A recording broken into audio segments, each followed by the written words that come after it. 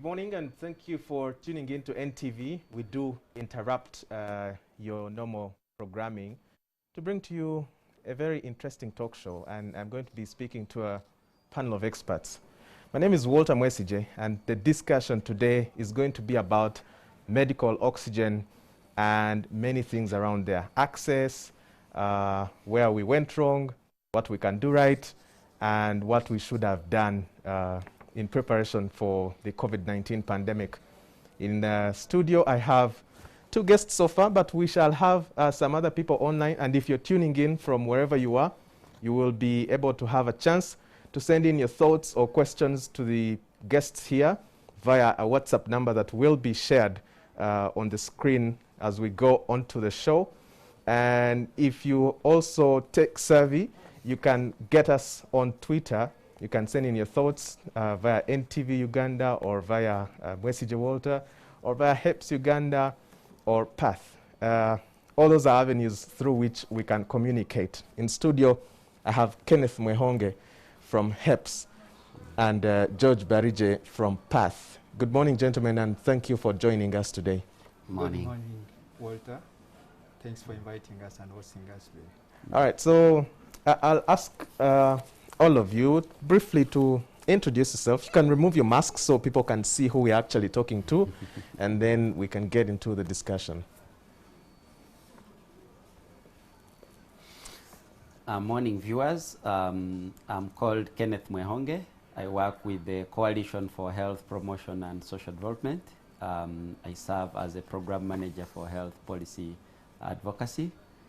And also a member of the civil society consortium leading advocacy work around access to oxygen, medical oxygen.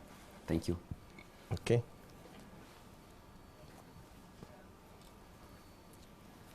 Good morning, viewers. I'm George Barije, and I work with PATH as the regional technical advisor for Anglophone countries. You know, PATH, we so much support initiatives and make sure that we are able to support the different government efforts in making sure that people do have equity services. Both of you gentlemen have been doing quite a lot when it comes to health through your organizations, and we are talking about access to medical oxygen. But I think we need to first understand what medical oxygen is. Why do we term it medical oxygen? Could there be any other type of oxygen that is on the market but is not medical? Kenneth, you can take it away. And thank you. That's a great question. For starters, first, medical oxygen is like the usual oxygen, but the process it undergoes to produce it from the natural process to have it produced for consumption for people in need of oxygen is what makes it different. It undergoes rigorous processes, chemical processes, to be produced and turned into oxygen that can be delivered through either a concentrator or a cylinder or a ventilator. That's what it makes it unique. And for starters, it's classified by the World Health Organization as an essential or critical commodity for saving lives. So it's very, very critical in saving lives with people with conditions where they lack enough oxygen in blood, or called hypoxemia, which is critical lack or severe lack of blood in the body, and it necessitates one to have additional support, or these machines like ventilators or concentrators or cylinders to support the lungs to produce enough blood, and later on we'll understand more the conditions that cause shortage of blood in our bodies. Okay, all right. For those who are tuning in, you must have seen the kind of crisis that the country went through about 2 months ago when we were at the peak of the COVID-19 pandemic. The second wave really hit us hard in the hospitals, and that's where we actually, came to see the kind of difficulties that our hospitals were going through. There were no hospital beds, but majorly oxygen was in shortage. And for a disease like COVID-19, patients who are critically ill and probably need, they need high dependency or critical care will consume much more oxygen than any other patient on the ward. But I want to hear from you, Barije. What are you hearing out there? What are people talking about issues regarding access to medical oxygen? Yeah, thank you, Walter. There are obviously a number of issues. And given the fact that the COVID-19 pandemic actually became like sort of a challenge to everyone. But when it comes to the people, especially people who are in a critical condition, and especially I'm talking about the people, for example, from families that are already struggling to get what to eat. Now that's when it becomes very, very, very critical that they may not actually be able to access some of the best services. As you rightly put it, the struggle has been, most of the issues that have come up have been due to the situation that the county was experiencing. You must have heard some of the issues, like they will say, oxygen, unless you are very rich, you cannot be able to access it. And this has come as a result of some of the situations that we have seen, like where you'd find people, patients or caretakers, trying to secure their own cylinders. So that portrayed just some bit of an issue where people started thinking that, no, I cannot be able to access oxygen. It is only for the poor, for the rich. And we have also seen some of the issues, like saying that if I need oxygen, then actually the person is almost dying, right? So those are some of the issues, actually, sometimes which become threatening and makes actually the population lose hope in sometimes the health system. Yeah. Okay, so I know when you talk about the issues like that, it brings back the question to the ordinary person. What could I have done as just an ordinary citizen? These are issues that are out of my hands, but I need the service. And just to let the viewers know that we extended invites to the Ministry of Health, to the National Medical Stores, and to the World Health Organization. We're still hopeful that they will send through some representatives, at least from the Ministry of Health, so we can hear from their side what they have done till to date. But what we know now, at least, is that they are working with UNICEF to procure some more oxygen plants that will be distributed across the regional referral hospitals. Sure. And so far, at least 3 plants are working at Mulago Hospital. But how could we have prevented the challenges we are seeing today related to medical oxygen? Kenneth?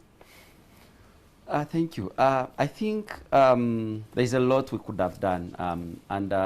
Again, going back even before COVID, shortage of medical oxygen has been a big problem for especially sub-Saharan countries. And COVID just worsened it because we see 14% of COVID cases admitted requiring oxygen. So the demand shot up amid this shortage, the already shortage that we had. So one of the things that we should have done, it dates back to 2018 with the leadership of PATH and the Ministry of Health, when they developed a national scale-up plan for increasing access to medical oxygen. It clearly stipulated a roadmap on some of the things we should do. One is what you're talking about, having those regional plants that produce medical oxygen.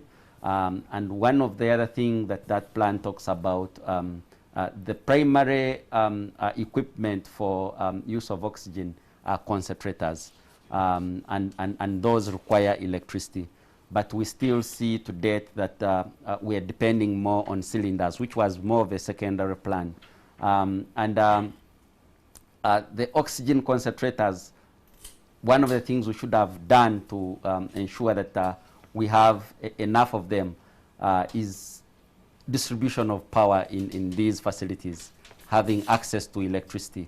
And also, even in the wake of COVID, we saw some innovations where there are portable concentrators that can be moved. So it is one, exempting taxes on those to ensuring that their cost is low, and a consumer can, even those in the private sector, can ably access. But also, we saw even where we had plants that are producing oxygen. You just mentioned we currently have 3 working, and out of over 14 regional referral hospitals, where that plan recommended that we have oxygen plants in those all regional referral hospitals. But the challenge we've seen is functionality of those plants. And the very, very simple thing which we've failed to do, and across many sectors, is maintenance of equipment. It's not only a problem of Ministry of Health, it's a problem across the board. And we saw in, for example, Soroti Regional Referral, where the plant had broken down and students that came in and volunteered to fix it. But what I'm trying to say is that we should have had these plants up and running, and not only for COVID, because we had many preventable deaths from pneumonia, from obstetric complications, from sepsis, from malaria. We had many preventable deaths dying due to lack of oxygen. So COVID just catalyzed the problem. And before then, we should have had these plants operating, these oxygen concentrators being the primary equipment we're using for oxygen, because we see these cylinders, they also have a challenge of supply chain, transportation alone. We have shortage of them, over, is it 8,000 shortage that we are fundraising to raise. So we should have gone proactively, followed that plan which was in place to ensure that we have a stable supply of oxygen. Okay. Sometimes we like to, compare and contrast, and the fact that Perth is working in Anglophone countries. What do you see outside Uganda? We know COVID has been a global problem, but we've handled it differently. And of course, the way you handle it is the resultant effect, either for the best or actually for the worst to remain in a very poor situation. But what do you see outside the country? Yeah, thank you, Walter. Just even before we do the comparison, we have to first appreciate actually the trend which the minister and the government of Uganda actually took in terms of handling this pandemic. To remind the viewers that this is a pandemic, as you said, it is a global problem. And it came in, everyone is learning actually.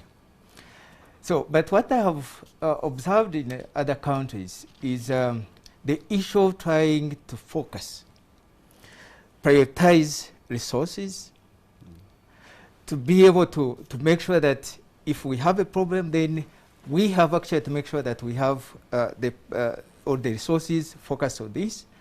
The other issue is also having a clear framework like we have had. And another thing is most important. It's not good actually, it's not good enough to have the framework and the plan, but you must be able to implement it. And implementation takes into consideration issues of having, for example, the people to be able to do the work, the human resource.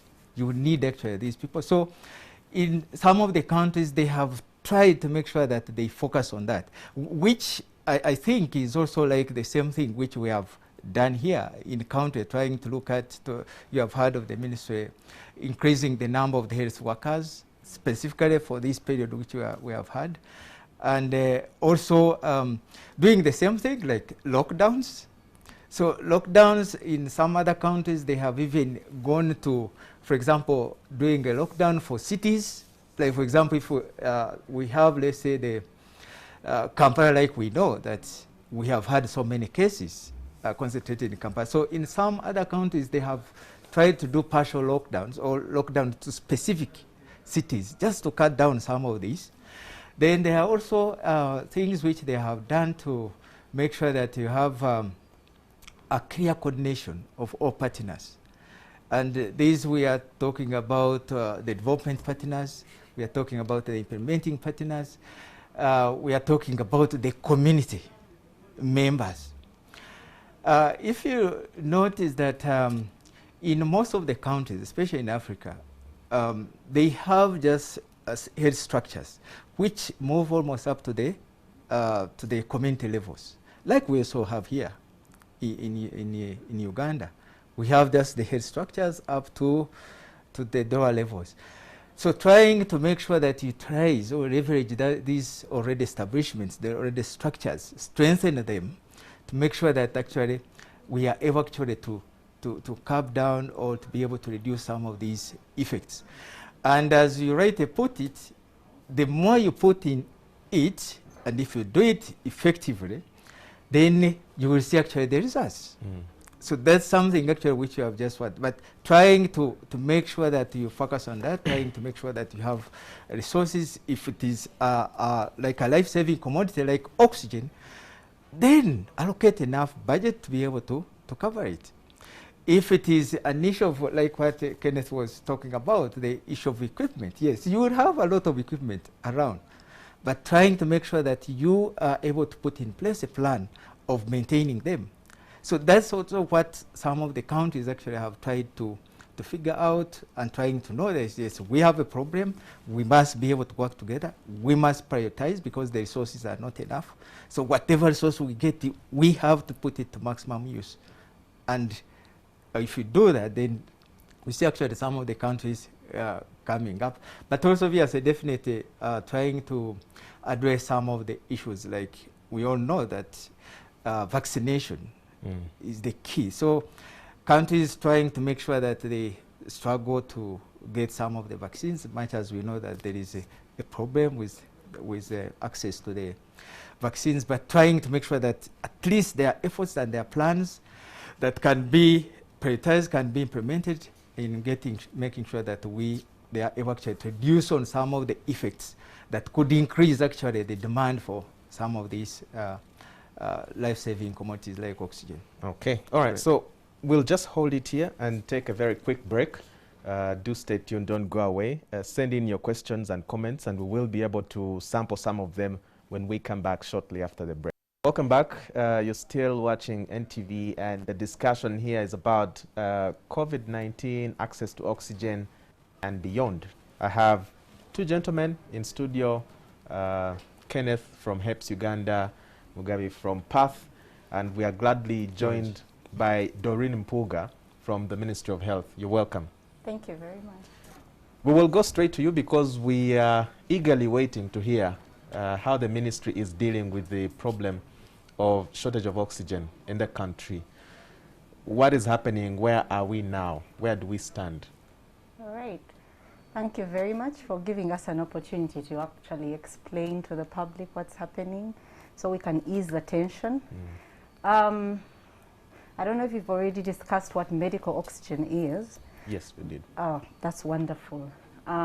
We've had a need for medical oxygen long before COVID came in. Medical oxygen was added to the essential drugs by World Health Organization. So it's one of those drugs that has to be a priority when we are providing our healthcare services. So we've had a strategy already as a country as a ministry on how to improve the production. So before COVID, we already procured oxygen plants for each of our regional referral hospitals, and a very huge production for Mulago because it's specialized, and we were already giving oxygen. But COVID-19 is a whole new disease pattern that everyone is trying to catch up with. And one of the things that it has done is increase the demand for medical oxygen because of the way it shows itself. You have your lungs collapse, and then you're completely dependent on the oxygen, so you need much more oxygen. So before, our essential patients, the essential medicine that they were receiving, say asthma patients, pneumonia patients, and all those, would need probably about 2 liters per minute. Now in comes COVID, where a patient needs over 20, 25, up to 70 liters a minute. So you can already see that the demand is very huge. So that's what happened in the first wave, and also the second wave became much more intense, of course. So we got partnerships with very many private sector companies, roofings, and joint medical stores and all the rest to come in and partner with us and increase our production. So we managed very well within the second wave. But because we've learned on what is happening here and elsewhere in the country, so we put in a proposal to finance to increase our production even much, much more. And I'm glad to say that Ministry of Finance has actually provided funding for us to buy more oxygen plants. So we have a whole strategic plan on how we are increasing our production. So we are not worried about the possibilities of the third wave or even controlling the second wave. We are actually doing well so far. So we have received the funding. We've already started to procure the oxygen plants that we need. But you have to understand that this pandemic is not just in Uganda, it is global, and so the need we have is the need everyone has. And so the demand on these industries that are actually manufacturing the plants is so huge. On a good day, probably without the pandemic, the manufacture of the plants would have been probably 6 weeks, and then would have them in the country. But now we are competing with so many others. So we have a delay in the supply chain, but we've already factored that in, and we have a plan for that while we wait. So the demand is high, yes, but we have it under control, and we have planned ahead. And the consolation is that when we plan as engineers, we put in a factor of safety, or what we would call miscellaneous. So we already know what a worst case scenario would look like in this pandemic. And so we've taken care of all that. We have a whole strategic plan that takes care of that. Okay. We just moved out of the 42-day lockdown. And the numbers, the figures are still quite promising on how we are faring as a country. At least by yesterday, we had a test positivity rate of about 6%, which is not very bad. The target was to really go below 5%, or at least there, 5%. But the scientists, still warn us that there will likely be another wave if we do not respect all the standard operating procedures that have been put forward by government and the Ministry of Health. In such a situation, if it comes to the worst and we start seeing the numbers going up in about 2 weeks, how prepared are we? Because having the plan is good, having the finance is okay, but these plants are not here, and we actually need them here. So if we had an outbreak, another, wave in about 2 weeks' time, how prepared are we as Ministry of Health, as government? Okay, that's a very good question. When we have a third wave, even when we have it, out of the 10% that contract COVID-19, We don't get that 100% in our hospitals. We only have to deal with 20% of that 100%. Out of the 20%, the ones that need intensive care, very high flow oxygen therapy that they need is 5%. So even when you have to worry about the third wave, we will not see them come into the hospital. They all react different. We have the mild, we have the moderate, then we have the ones we deal with in intensive care. So even when we have done the projections of the third wave, we know the numbers that we are going to deal with. Now, I need you to know we already have plants, functioning plants in our regional referral hospitals that are doing very well. We've cleared out the second wave patients, the critical patients have been cleared out. And while we are seeing those numbers going up, we are preparing intensely in the hospitals, anticipating what could happen. So our plants have been serviced and maintained to prepare for that season. As government, we have bought cylinders. Now, what happens in oxygen therapy is you can have the oxygen flowing through the pipes, or you can have it using the cylinders. And so because the plants will be filling cylinders, we have increased our number of cylinders. We have a national medical store coordinating the distribution of this. We are preparing way ahead of time, because we know what we are supposed to be dealing with is 5%. The critical care that we deal with is actually the 5% that need high flows. We have another probably 10% that moderate, the ones on another day without the pandemic receiving 15 liters per minute of oxygen. Maybe I can break that, what that means. Why we give, what happens is oxygen is needed by every cell in your body. So you have red blood cells that are supposed to absorb it from the lungs and take it to everyone in your body. Because now, what oxygen is needed for in your body is to produce energy. Every cell in there is supposed to produce energy to do what it's supposed to do. So the moment your red blood cells are not absorbing it, now is when we say, when we give you, when we breathe ambient air, we're just taking in 21% and allowing the lungs to suck out the oxygen and send out everything else. So now you have lungs that are slowing down because of the effect of COVID. So what we do is we increase the intensity of oxygen, we increase the purity of oxygen or the capacity. So we are sending into your lungs not the ambient 21% that you're receiving on a normal, but probably now we're giving you, World Health Organization says up to the least should be 82% oxygen concentration.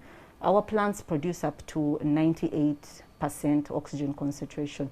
So we will give you more oxygen concentration because your lungs are not able to do it themselves. But then when we give it to you and still check your blood and see that you're not absorbing as much, now we want to increase the flow rate so that we increase a lot of oxygen in your lungs so everyone is taking as much as they can take. So that's the high flow rate. So the 5% that I'm talking about are the ones that need a high flow rate because their rate of absorption is so slow and so low. Now there's another 10% that we can just give 92% oxygen concentration at various low flow rates and it will still be okay.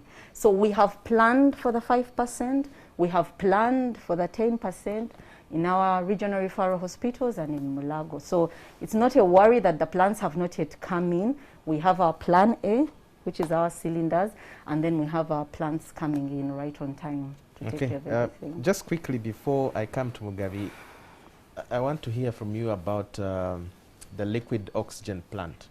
I know it's also in the pipeline. The minister has talked about it, and you know, she says this is something that is urgently being looked at and being implemented. Do we have any information of where we stand? We got clearance from His Excellency for us to have 3 liquid oxygen plants.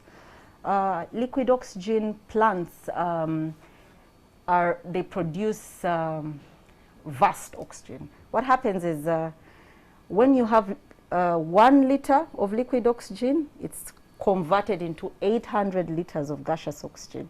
So what we are saying is this is our backup plan on a worst case scenario. We've already seen how doomsday would look like in Uganda when all the patients we have need high flow therapy, oxygen therapy. So we already know the figure for the doomsday. So the liquid oxygen that we are bringing in is supposed to deal with the high volumes that we will have then. Worst case scenario would be when 24,000, when we need 24,000 cylinders per day. But from our projections, even as we work with NPA, we know when that doomsday will be, and we wouldn't want to announce it. But we have planned for it. So we've brought in this plant, the liquid oxygen plant that can produce a huge capacity of oxygen as our backup plan, and that will be at national medical stores for starters, and then another 2 in another 2 different regions. So that's already being procured even as we speak. We've already we've already talked to the suppliers and we've sent out our bids, and we are waiting for that to happen. But it's already in the pipeline, and the funding has also been provided for. Okay, Yep. sounds good. Like Doreen mentions, the process to handle COVID-19 is a collective one. They had support from the UPDF through NEC, provide oxygen cylinders, roofings, and many other organizations. But for example, Mugabe, how is PATH contributing to the oxygen supply ecosystem in the country? Yeah, thank you very much. I'm George Barigi, not Mugabe. Oh yes, George Barigi. As you rightly put it, and as Doreen mentioned, there is need for collective effort. This is a problem which every person is facing, and every person, every organization, every person who wishes actually good for the country must look for the way of contributing. I would not say that only PATH alone. There are a number of organizations that are contributing to this. So if you look at the civil society, our contribution has been more obvious. We supplement government efforts. Government is like the primary, and then for us, we submit all the efforts that come up. And our contribution has been more in making sure that we fast track, for example, continue to knock on the doors of the ministry and look at what is the issue, how can we be able to bring in such, for example, fast tracking the approval of the required environment, some of the plan that Doreen was talking about. There are issues, for example, for making sure that we look at the plan and try to contribute in terms of resources. And these resources could be, for example, in the availing funds, in where, for example, some of that's why you hear of getting projects. There could also be in terms of availing the technical support. All the civil society is made up of all different people that have different experts. And therefore, if they team up with the ministry, then you'd expect actually some good contribution in that line. There are also issues of where some civil society organizations have gone ahead actually even to provide some of these like cylinders. I think you have heard of some cases where the organizations have actually contributed, providing the equipment. There are also some of the civil society organizations that have directly deployed some of the health workers to be able to reinforce the government efforts. And then we also have some of the civil society organizations that have also provided, for example, some equipment to support the referral, like ambulances. All of these, you realize that actually these are efforts. Then the other important thing, which actually PATH has been so much involved in, is ensuring this surveillance. Because it is key. You realize that a lack of or need for oxygen is actually a complication almost up to the extreme. So which means if we are able to detect, have a clear surveillance system, detect the cases early, manage them, as Doine mentioned, not every person will end up in the hospital. We have just that small percentage of 20 that may require just attention, maybe to the one. So meaning that if we strengthen the surveillance, like some of the efforts of the civil society have been actually focusing on that. Let's early detect the cases, let's be able to get the surveillance, also which helps actually the ministry to be able, the county to be able to make an informed decision, trying to align, for example, the plans and make sure that actually we are on top of the game and we are able actually to arrest the condition. Okay, thank you very much, George. The WhatsApp number will be flashed on the screen for you who is watching us. And please drop us your questions. Make it very short and brief. Put your name and ask your question to the panelists. We still have some few minutes. We will be able to sample a few of them and you can get responses. Kenneth, PATH does a lot of work with the community. How do we get the community, the public, to extend their voice to the table where decisions are made? Thank you for that, and you asked something that I'm really passionate about, and also coming from the community. So as a community, how we get our voices there, first is we utilize platforms put in place by our very own ministry. At the lowest level, we have what we call health unit management committees. These act as a bridge between community and the health facilities. And there, unfortunately, in some places, they are non-functional and would want them more functionalized.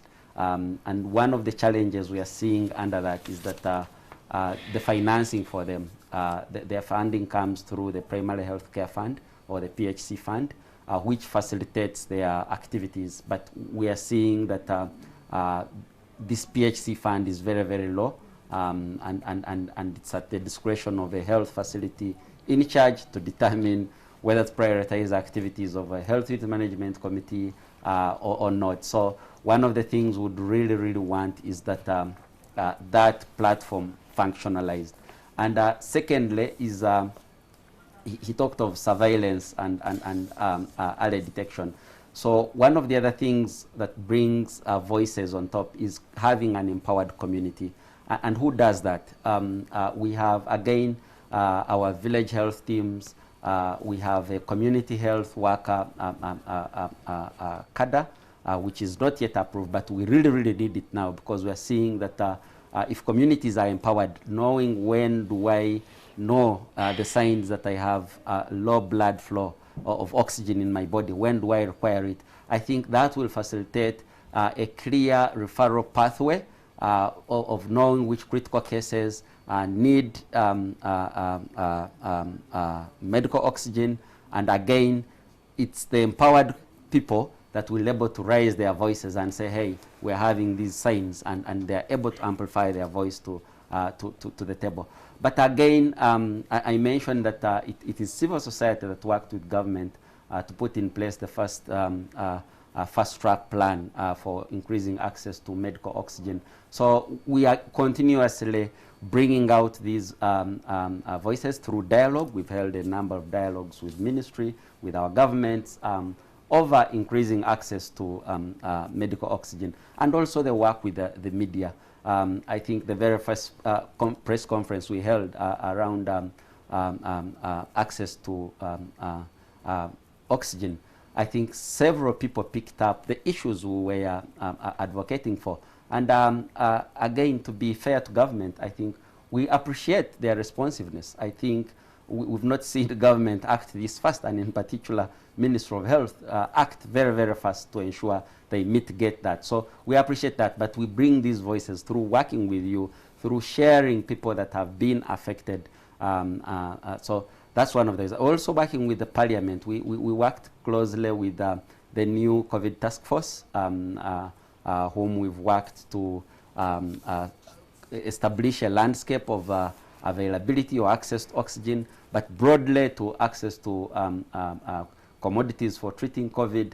So we are working with different platforms in place. Also, we have community-led monitoring programs that pick out those voices and bring them to the table. Okay. All right. I want to hear from Doreen, but I'm not so certain if this is under your docket, really.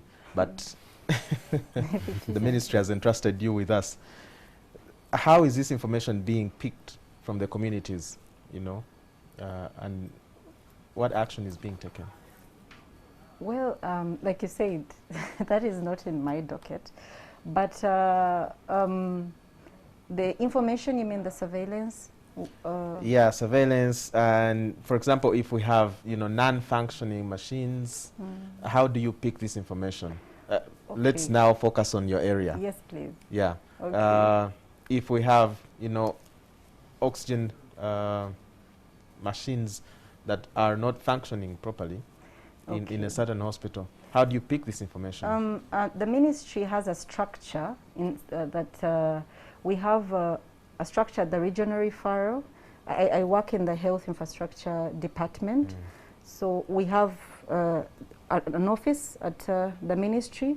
The next office is at the regional referral hospital, and that is that's what deals with the equipment and everything concerning equipment, and then down to the as it goes.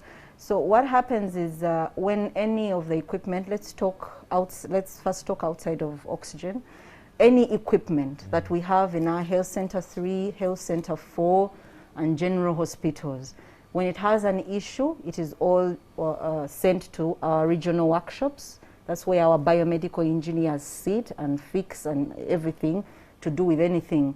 So, for example, Mbarara will take care of all the subsidiary general hospitals, Health Center 4s, Health Center 3s, as far as equipment is concerned.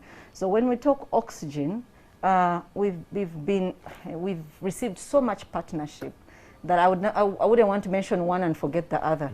But we've received so much partnership, so many people have come on board to put up this platform, which we are using right now, where we are fully aware of which plant has gone down, and we send a team immediately to take care of the plant. We are fully aware of where the demand is beyond what the oxygen plant can produce. And so we know when we've received so many donations of oxygen cylinders from so many people. So when we receive them, we know who should receive these cylinders. So we have a platform we are using at the moment where all the regional referrals are reporting to, because our CTUs are in the regional referrals where they are now reporting to. And so we take care of the equipment, we take care of the demand for oxygen. When the demand is beyond what they can handle, we take care of all the small accessories that they need for the oxygen therapy. So that's what we're doing right now. Okay. There is no work that doesn't have challenges. Of course. would like to hear what you find challenging, especially during this time. A lot of it has been published. You know, some has been dispelled as not true, but what do you find as a challenge? What I find as a challenge is actually my fellow countrymen. There's no reason why we should have had a second wave, because we were warned against it. There's no reason why we should have a third wave. We have told you we actually have our plants in the regional referral hospital, and they are enough to take care of our essential services. When you don't follow the SOPs, you become one of those that increases the demand for that oxygen.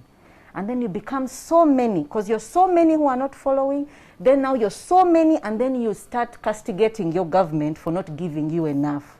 Yet you can do your part.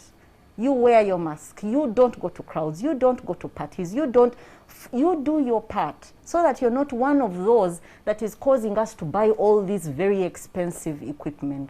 So that one is my challenge. Because now when you become one of those that is demanding for oxygen, now we have to remove money from all kinds of places so that we can take care of you, because we still want you alive. So for me, that is my biggest challenge. If everyone took care of their part, we would go back down to just providing oxygen for essential services. My second challenge is still with my countrymen. Because we've said oxygen therapy is an essential drug, now they have started to take it as one of those Panadols where they self-medicate. Unfortunately, oxygen can kill you when not used right. We've taken our medical officers, the ones, our healthcare workers, through an intensive training on how to use oxygen. Because when you overuse it, now that is telling your body, because oxygen goes to all the cells, so you're telling your body that produce more energy, produce more energy. The byproduct of producing energy is heat. When you cannot contain the heat, then you're going to damage your organs. It has shown even in neonates, they can get complete damage to their brains, to parts of their organs, even in other people you've seen. So now Ugandans are buying the cylinders and self-medicating. You see, even when we give the oxygen to these health workers, they study how your lungs are functioning and they titrate. They will not give you 90% at 20 liters per minute because you will break down. Your organs will actually fail. So my issue is now, because we've said it's a drug, now they've added it to the self-medication list. So for me, that is also another challenge. So while we are there buying cylinders, we are buying them with fellow Ugandans who are also self-medicating. Worse still, these cylinders, the oxygen, the air in there is so compressed that when you don't use it right, it will explode. What's in the cylinder is oxygen, which is a fire catalyst. So when you do it wrong, you're just actually holding a bomb.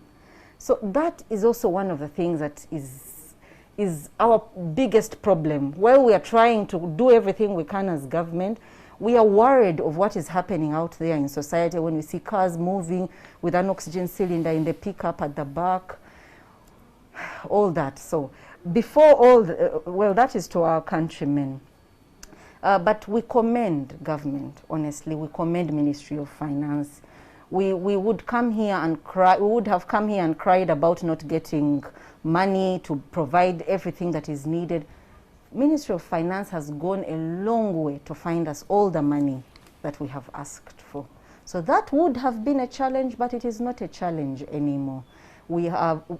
Finance has given us the money. We've started processes. We are doing so much, so fast, which we'll be able to share with the media. So our challenges are those, but we are still very grateful for what's being done. All right. I want to hear from Kenneth and George. How do we go forward? George, you can take it away, and Kenneth will come in later. Thank you very much. I think there are a few things that we need to look at. And as you said, this is something that is a challenge for everyone globally. So one of the things that we need, I'm happy to hear what Doreen mentioned, that the Minister of Finance has allocated resources. But I know even the resources which they have allocated may not actually be enough. So if they can also be able to get more, I think that would be able to be okay. Then another thing is value for every investment. That's critical. As you say, so many of other maybe areas may have actually, money has been got from all different departments. So that means that that money, every investment where it has been put, there's need to make sure that actually there is value for that investment. There is also need for raising awareness actually about oxygen therapy. As Doreen rightly put it, we have, let's say, this as a challenge now. If people cannot actually be able to know that this is the time when maybe I need oxygen or I don't need actually to keep it. Because you see, as he says, all the dangers which he has outlined.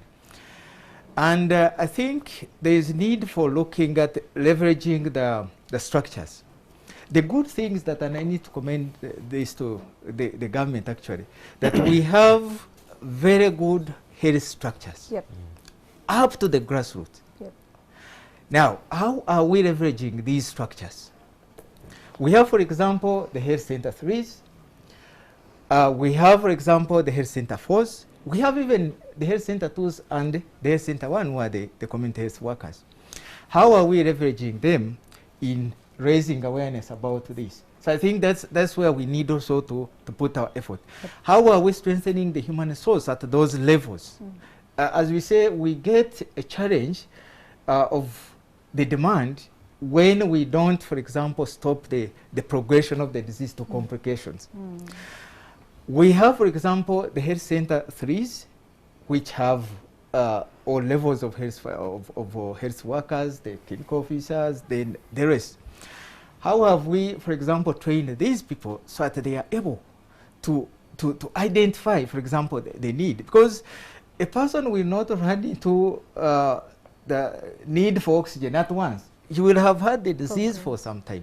So meaning that if, for example, we can equip these, as Reid mentioned, that train these, but also equip them with just simple things, like, for example, pulse oximeters, which detects the oxygen levels. And if we are able actually to get, let's say, these clinical officers at that level who see these patients, get this simple training, equip them with the machine so that they are able to detect. And if we see the person's oxygen levels are going down, then he's able actually to have alert, let's say, for example, the referral. Now get this person into a referral system. So you realize that actually most of the pressure that we are having on the demand is going down. And as you say, yes, we have this issue of where people are there is a policy of having people to the home-based management.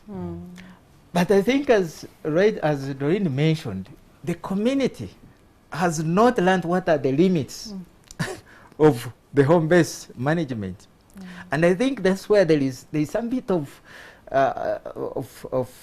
the linkage between the health system and the community management. So can we be able to continue, for example, to get in touch, to have that linkage with this person who is at home? So that if I realize what are those signs, I'm able to be sensitized about what could be some of the signs, that indicators that I may need oxygen, so that I don't reach that. So if I get any of those signs, then I'm able actually to run to have this situation arrested before I can progress into ICU. So those are, I think, some of the things that we really need to look at. But definitely we have to commend the government and all the players for the good progression. Uganda, we are not actually the worst. If you compare ourselves with some of the other countries, there are countries that have been struggling. But you realize that much as these cases come up, and we are able actually to control them. And Uganda is actually also known by having a very good clear system, which is the PHC system, which is actually key. We need, I think, again, to refocus more on our PHC, primary health care, so that we are able to do more preventive than waiting for the cases to do the curative, which now is extremely, very, very expensive for us. In terms of the person getting out of the money, out of pocket for you to meet the bills, but also on the part of the government. Thank you. All right, Kenneth, quickly. Yeah, thank you. So I think he mentioned some of the things I would have loved to say, but it's clear from a supply side, as Doreen mentioned, we seem to be progressing well, and the glaring gap there is investment in communities, community mobilization, and this we saw right from the start of this pandemic, and it's a shame that we've learned from the richest countries which have very strong health systems, but they were not even able to contain or treat those cases. And it's the community. But what do we see? Investments in community. We still lack enough investments, and the call is to aggressively invest in community interventions. Even I was excited about the 100,000 they're going to give VHTs to go out. But I think we need to have a conversation on what they're going to do, what information they're going to do, leverage on that to create more public awareness. But also, he talked of home-based care, those differentiated service delivery models.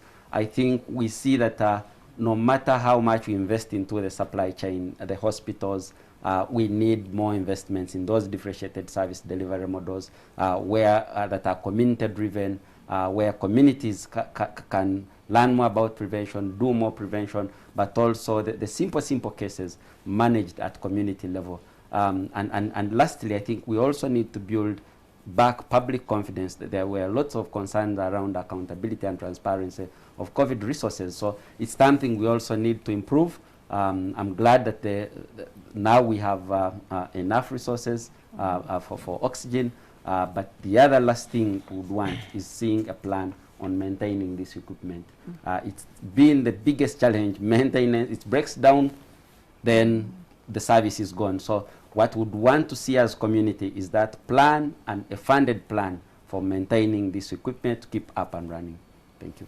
Okay. Yes, Doreen, I'll give you about a minute to just wrap it up. I see you've been noting down quite a number of things. No, just two things. Just to relieve you of that worry about the community engagement. The VHTs are not just going to receive the 100,000. We have a whole, we got funding and we've procured a whole toolkit for these VHTs that has a pulse oximeter, has I may not know everything that's in there, but there's a pulse oximeter, there is a temperature gun, there is a temperature gun or thermometer, there is a test kit, the very first test that you do and can confirm with PCR, but the very first level of detecting how far has this disease gone in a particular community. So there is so much more they've done to leverage our PHC system, to leverage our healthcare service system. So even that has been taken, we've learned so much from the first and second wave, so even that has been taken care of. Then also the maintenance of the equipment. We struggled before to explain why we need a budget to maintain equipment, but everyone is on board. Everyone has understood that when an oxygen plant goes off even for 5 minutes, this is how much it's going to cost you. So we got funding to do the maintenance. We already, every equipment is fully maintained, but apart from the oxygen plants and the ones we are using for COVID, we've received funding now because everyone has understood why an equipment can't go down for a long time.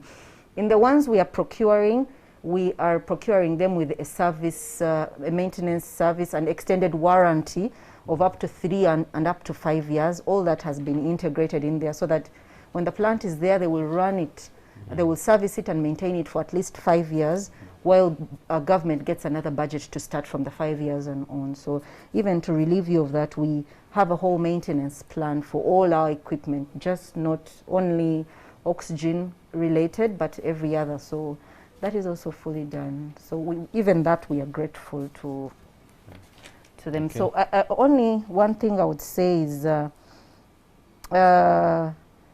while we are doing all this, we are hindered in the supply chain, in our procurement. There's a delay in the supply chain because we're not the only ones fighting COVID across the country.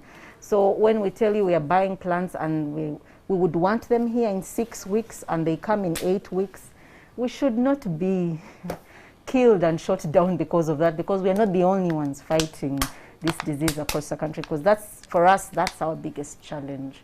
That's our biggest challenge. But we've also countered it by making sure we don't have just one manufacturer, so that everything, all our eggs are in one basket. We've lotted our plants so that we have different manufacturers, about 3, not many, so that whatever you have, we take, whatever you have, we take, so that we beat the delay in the supply chain. Thank you. Understandable, understandable.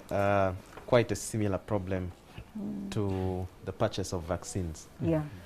We have some few questions from WhatsApp. Hi, this is Lois. Well done, HEPS, PATH, and Ministry of Health for the information shared. We saw Ministry of Health giving us a raw deal by delivering oxygen cylinders that were problematic, worth huge sums of money. How are we salvaging to ensure that such is not repeated in the execution of the new liquid oxygen plant?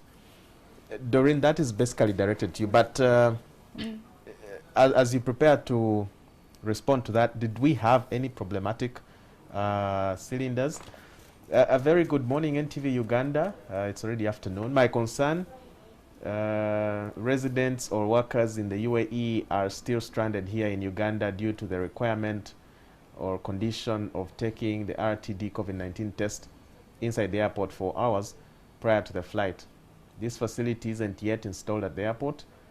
When we inquire from airlines like Emirates, Ethiopian, and the rest, they say that is the duty of government and Civil Aviation Authority. So we would like to be helped. Now, this question does not apply here. Yeah. But it's been noted, and we shall forward it to the Ministry of Health, and you'll get response. Florence Chiravira from Kansanga, a word of thanks for the effort. Normally when things don't go well, we complain bitterly. But now that there is at least an improvement, we should really thank a lot for the great concern. All right, thank you, Florence, for your appreciation. Doreen, Yes, please. did we have problematic cylinders? No, we did not have problematic cylinders. Cylinders have a regulator. It's an instrument you put on the cylinder, so now you can supply the oxygen. We just, the ones that we received, which were a donation, had a different, an incompatible mechanism with our, but it was fixed within a week. It is a very small thing to fix. Okay. So it was fixed within a week. So we did not use a large sum of money to buy oxygen cylinders that don't work. All right, thank you very much. My panelists, Doreen from Ministry of Health, Kenneth from HEPS Uganda, and George from Perth. And as we sign out, I would like to leave this to you because it's a choice that we have to make, to either be a statistic in the deaths or a statistic in those who have lived to see COVID-19 actually be dealt with, just like any other disease that we have encountered globally. So if you are due for your second shot, vaccination has started today. You can go and get vaccinated. But also, don't be a public nuisance.